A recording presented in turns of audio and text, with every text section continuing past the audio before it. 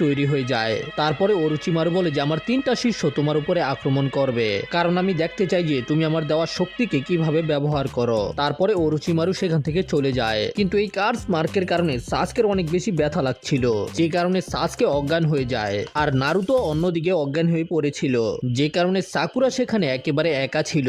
আর আমরা দেখতে পাই যে অরুচিমারু একটা গাছের ভিতরে লুকিয়ে পড়ে। আঙ্কেল সেন্সেও জঙ্গলের ভিতরে চলে আসে।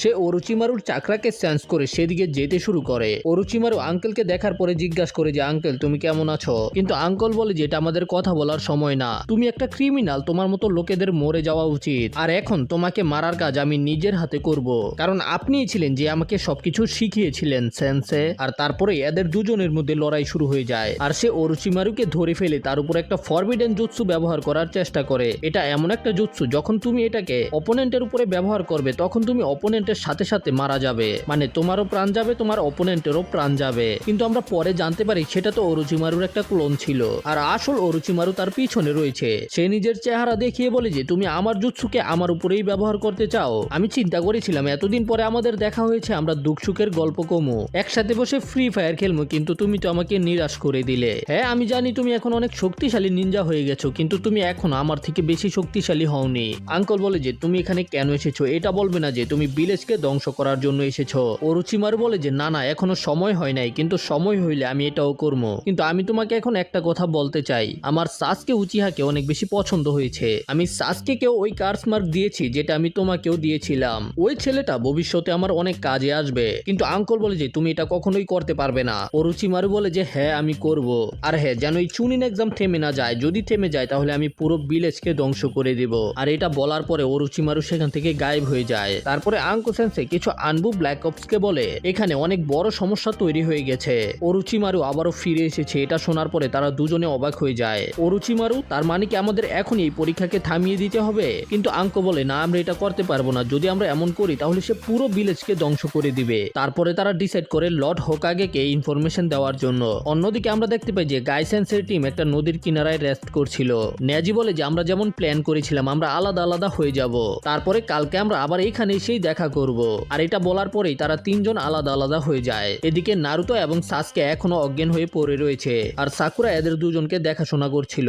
সাকুরা কিছু ভিজা কাপড় দিয়ে সাসকের জ্বরকে কমানোর চেষ্টা করে। সাকুরা ঘুমিয়ে পড়ে, কিন্তু একটা ভয়ানক স্বপ্নের কারণে আবার সাকুরার ঘুম ভেঙে যায়। তখনই জোবজারের পিছন থেকে সাকুরা শব্দ পায়। এটা শোনার পরে সাকুরা ভয় পেয়ে যায়, কিন্তু পরে দেখতে পায় সেখানে তো একটা কাঠ বিড়াল ছিল, কিন্তু তারপরেও একটা কুনাই মেরে সেটাকে তাড়িয়ে দেয়। এদিকে নেজিও কিছু নোটিস করতে পারে, তার মনে হয় যে এখানে কেউ লুকিয়ে আছে।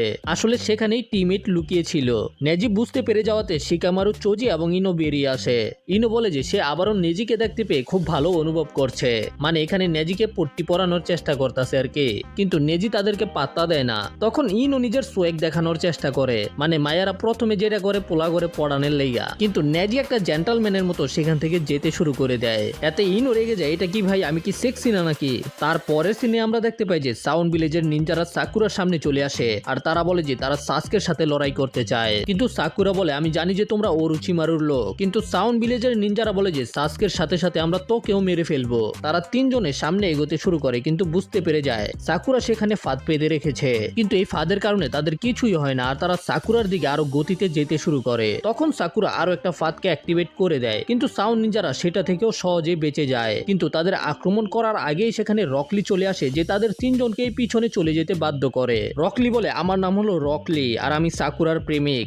সাকুরা রকলিকে জিজ্ঞাসা করে জোকার তুই এখানে কি করস? রকলি বলে তুমি বিপদে আছো, এই জন্য আমি তোমাকে সাহায্য করতে চলে এসেছি সাকুরা। কিন্তু সাকুরা বলে আমরা এখন শত্রু, আমাদের পরীক্ষা চলতেছে। তখন রকলি বলে আমি তোমাকে বলেছিলাম না সাকুরা, আমি তোমাকে ততদিন সুরক্ষা দিব যতদিন আমি বেঁচে আছি। সাকুরা তখন লিকে ধন্যবাদ বলে, আর এতে লি খুশিতে কান্না করতে শুরু করে দেয়। আর লি মনে মনে চিন্তা করে এইবার তো আমি সাকুরাকে পটিয়েই ফেলবো। এরপরে সাউন্ড নিনজা আরেকটা নিনজাকে বলে যে সে যেন সাসকে দেখে নেয়, আর এখন তে লি এবং সাকুরাকে দেখে নিবে। ওই নিনজা লি এর উপরে আক্রমণ করে, কিন্তু লি সেটাকে খুব সহজেই ডিফেন্ড করে ফেলে। লি বলে যে আমি এর আগেও এইরকম অ্যাটাককে দেখেছি। আর আমরা দেখতে পাই যে দূর থেকে টিম 8 রকলি এবং সাকুরার লড়াইকে দেখছিল।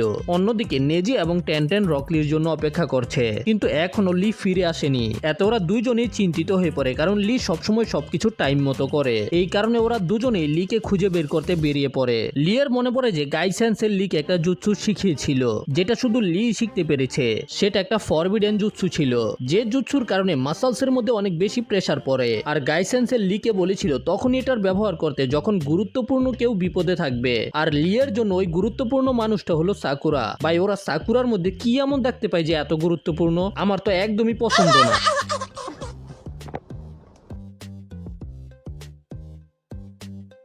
প্রথমে ওই নিনজাকে বাতাসের মধ্যে উড়িয়ে দেয়, তারপরে হঠাৎ করে তার পিছনে গিয়ে নিজের হাতের ব্যান্ডেজ দিয়ে তাকে পেঁচিয়ে ফেলে আর তারপরে তার মাথাকে নিচের দিকে দিয়ে নিচে পড়ে। কিন্তু জাকু নিজের টেকনিকের ব্যবহার করে মাটিকে নরম বানিয়ে ফেলে, যে কারণে এই নিনজার লোটাস টেকনিকের কারণে কিছুই হয় না। কিন্তু লি ওই জুৎসুর ব্যবহার করার কারণে অনেক বেশি ক্লান্ত হয়ে যায়। আর তখনই ওই সাউন্ড নিনজা লিয়ের উপরে একটা সাউন্ডের আক্রমণ করে, যে কারণে লিয়ের মাথা ঘুরতে শুরু করে দেয়। এতে লি ঠিকভাবে কিছুই দেখতে পারছিল না। নিনজা বলে আমার অ্যাটাক ফিজিক্যাল না, আমার অ্যাটাক হলো সাউন্ড, কারণ হাই ফ্রিকোয়েন্সি সাউন্ডের কারণে মানুষের কানের পর্দা ফেটে যায়। আর জাকু বলে যে আমি আল্ট্রাসনিক ওয়েভকে কন্ট্রোল করতে পারি, যে কারণে আমি একটা পাথরকেও চুরচুর করে ফেলতে পারি। তখন সাউন্ড নিনজা সাকুরাকে মেরে ফেলার জন্য